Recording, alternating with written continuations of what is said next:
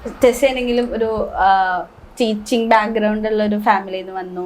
അപ്പോൾ എങ്ങനെയായിരുന്നു ഇപ്പോൾ അമ്മാമ്മയുടെ കോൺട്രിബ്യൂഷൻ പറഞ്ഞു, പാരൻസ് എങ്ങനെയായിരുന്നു സപ്പോർട്ട് ചെയ്യുന്നത്? അമ്മ അച്ഛനിപ്പോ ദുബായിലാണ്. അപ്പൊ എന്നെ ചെറുപ്പത്തിൽ നോക്കിയതൊക്കെ അമ്മൂമ്മയാണ്.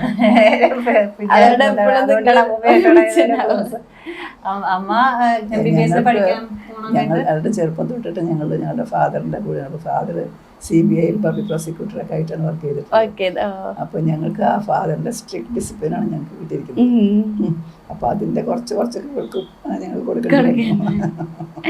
അമ്മ MBBS പഠിക്കുന്ന സമയത്തൊക്കെ അമ്മൂമ്മയാണ് നോക്കിയത് ഒക്കെ.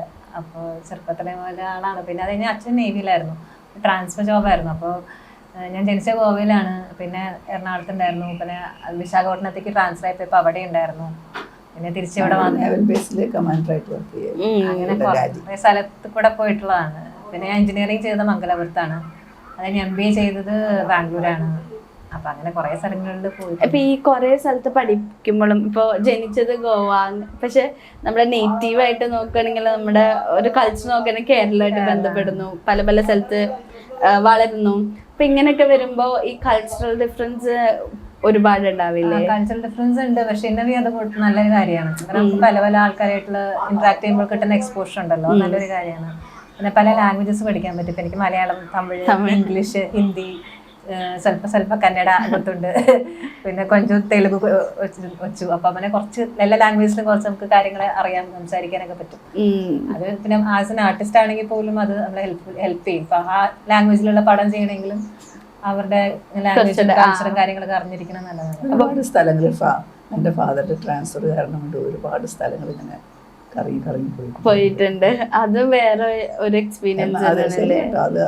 അതിന് അതിൻ്റെതായിട്ടുള്ള ഗുണങ്ങളുണ്ട്. നമ്മളങ്ങനെ പല സ്ഥലത്തുനിന്ന് പോയിട്ട് വരുമ്പോൾ ഓരോരുത്തരുടെ ഓരോ സ്ഥലത്തുള്ള അവരുടെ രീതികൾ അതൊക്കെ നമ്മൾ മനസ്സിലാക്കിയിട്ട് വേണം പിന്നെ സ്ഥലത്തേക്ക് പോകുമ്പോൾ ഇങ്ങനെയൊക്കെ ഉണ്ടാകാം എന്ന് മനസ്സിലാക്കി. അപ്പൊ ഇതുവരെ കണ്ട അല്ലെങ്കിൽ സ്ഥലം നിങ്ങൾ മാറിപ്പോയതിൽ ഏറ്റവും ഭംഗി ഉള്ളൊരു സ്ഥലം അല്ലെങ്കിൽ ഏറ്റവും നല്ലൊരു രസകരമായ ഒരു കൾച്ചർ തോന്നിയ ഒരു സ്ഥലം ഏതാണ്? കേരളം നല്ലത് തന്നെയാണ്, അത് നമ്മുടെ സ്വന്തം നാടാണ്. അപ്പൊ നമുക്ക് അതിനോട് ഒരു ഇതുണ്ടല്ലോ. അല്ലാതെ നമ്മള് മാറിപ്പോയ സ്ഥലങ്ങളില് കേരളത്തിലെ നമ്മൾ പറഞ്ഞിട്ടുള്ളൂ. ഞാൻ പോയിട്ടുണ്ട്. ജനിച്ചത് ഗോവയിലായതുകൊണ്ട് എനിക്ക് ഗോവ എനിക്ക് കൃത്യം ഓർമ്മയില്ല. ഞാൻ കുഞ്ഞാവയായതുകൊണ്ട് എനിക്ക് ഓർമ്മയില്ല. അത് കഴിഞ്ഞിട്ട് മംഗലാപുരത്ത്, ബാംഗ്ലൂര്, ഇവിടെയൊക്കെ തന്നെ നല്ല കൾച്ചറാണ്. അവരുടേതായ ഫെസ്റ്റിവൽസും കാര്യങ്ങളും, അവരുടെ കന്നഡ രാജ്യോത്സവമൊക്കെയാണ്. അവരെ സംബന്ധിച്ചിടത്തോളം എനിക്ക് 5 വയസ്സുള്ളപ്പോൾ തൊട്ടിട്ട് ഫാദറിൻ്റെ ഈ ട്രാൻസ്ഫർ ചാവക്കാട്ട് എന്ന് പറഞ്ഞ സ്ഥലത്താണ് ഫസ്റ്റ് 5 വയസ്സൊക്കെ ഉള്ളപ്പോൾ. അത് കഴിഞ്ഞ് വടകര, അത് കഴിഞ്ഞ് തെലിച്ചേരി കഴിഞ്ഞിട്ട് പിന്നെ ഓരോ സ്ഥലത്തേക്കും കൂടെ പോയി. എന്റെ റൂംമേറ്റ് ഒക്കെ ബംഗാളിയായിരുന്നു.